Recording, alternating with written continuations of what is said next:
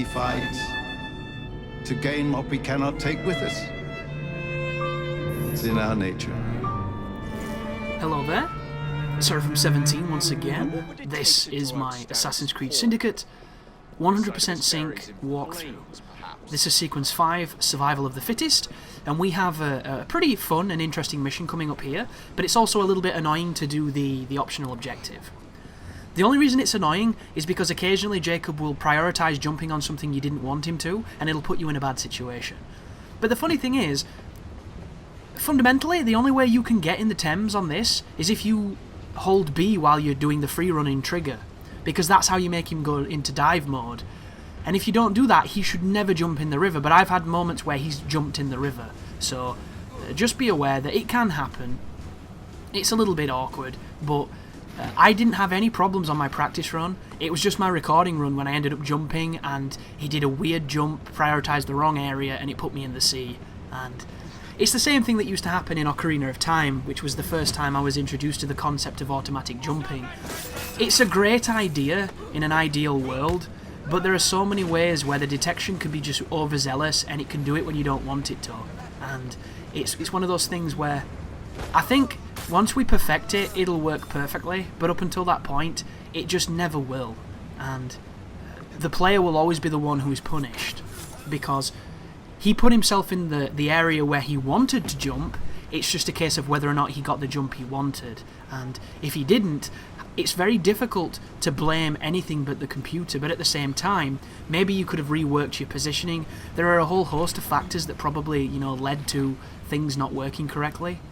But there are just some weird moments in this game, and you're going to see me actually drop into the Thames, but it's after I've got the objective, and I double check by pausing it to see whether or not it classed it as failed. And once you've come here, you're perfectly fine. You can jump in the Thames all you want, but I didn't want to, and I end up taking a plunge, which is a little annoying.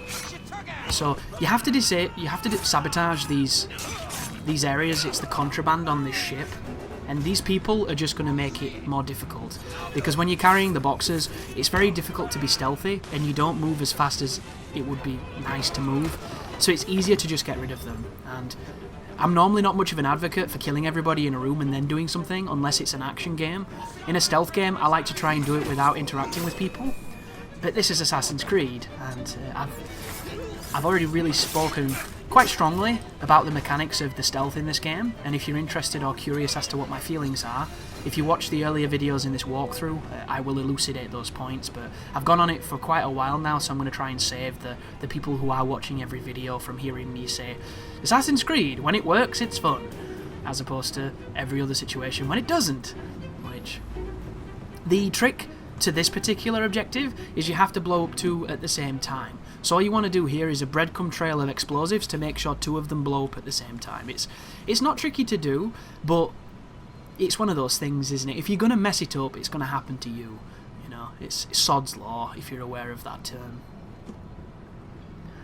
But I'm in a really good mood at the moment. You might not have thought it with that previous video when I was lamenting the grapple mechanic, or the crapple mechanic, which is I think I'm going to start calling it.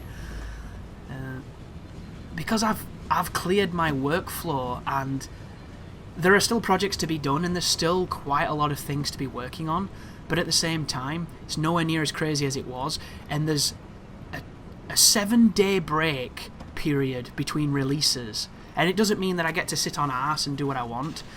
I still have to be finishing up this, I still have to be finishing up Transformers Devastation, I still have to be finishing up editing my Dark Souls Simulator, making a channel update, and releasing some of those other videos, but it means that I don't have to worry about getting a game early and then blasting it as hard as I can, so I can actually get my sleep cycle back in check. I can actually wake up and not feel like a giant piece of shit, which is really fun, because it's been pretty full on, and this is not me complaining, folks. I actually really like it when it's busy.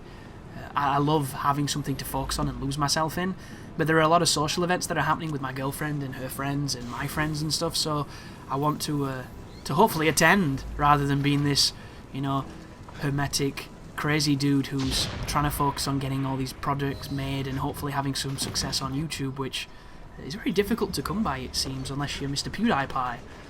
And I was checking out PewDiePie's channel today. The guy's got 40 million subscribers.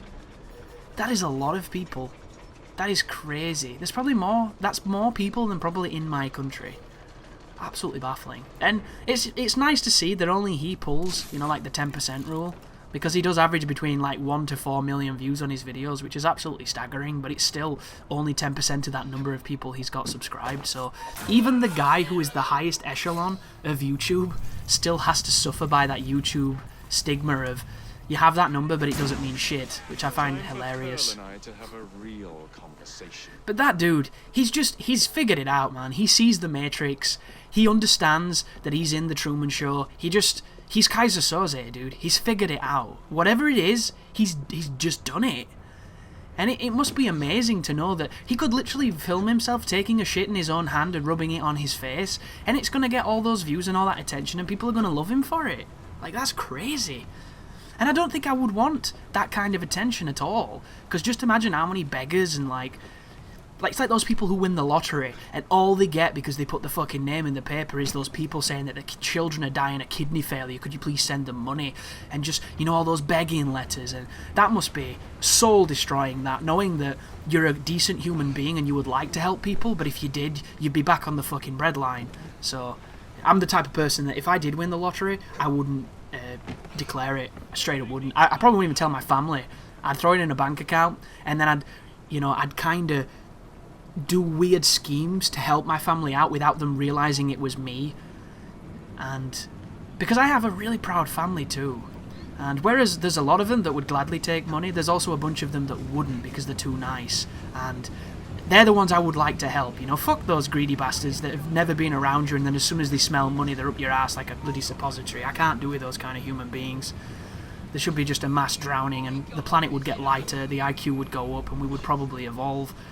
But, like, just imagine that kind of constant attention, you know. That dude makes my lifetime amount of views on YouTube in a week. Probably less, maybe in a few days. And it's took me nearly 5 years. Absolutely amazing, and it's so easy to... There it was, when I dropped in the Thames. Like, why would I want to do that game? All I wanted to do was to let go of the fucking pole, and you didn't. You chucked me in the sea. And I check it now to make sure it didn't fail. Didn't fail, we're good, we can continue. But once again, it's that disconnect between what I want and what the controls want. It's such a constant battle. But it's really easy, I think, to hate people's success and be jealous and envious of it. And I was quite like that towards PewDiePie. I was not the nicest of person, but then I kind of matured on YouTube to a perspective where, you know, I suppose you get what you deserve in life, or I like to think you do, even though it really doesn't seem like that at times. And he's obviously done something right, and I know he gives money to charity and all that kind of good stuff, but he figured it out, and why can we who didn't be angry at him? Like, the guy's a genius. Absolute genius. He just... He knew, man. He made the Facebook before all that bullshit kicked off, and then he made all the monies. But once you've snuck into this house, you're going to have to sneak out of it. So put your hat away and get your hood up, which is how I prefer to move in this game. If you're getting a bit sick and tired of seeing my outfit, I am going to go through the outfits as we progress through the game, but I didn't have any other ones at this point. I really like this coat. I wish the split at the back opened a little bit more, because I think it'd make it move a bit more dynamically. It just kind of clips on itself here and keeps to stay sealed. And I wish it had a more slim waist, or it hugged the character a little bit better, because I do think he does look a bit bulky. Looks a little bit like a wardrobe skipping around at times. But that is the end of the mission, folks. There is our objectives, and another one bites the dust. So thank you very much for watching, and you take care now.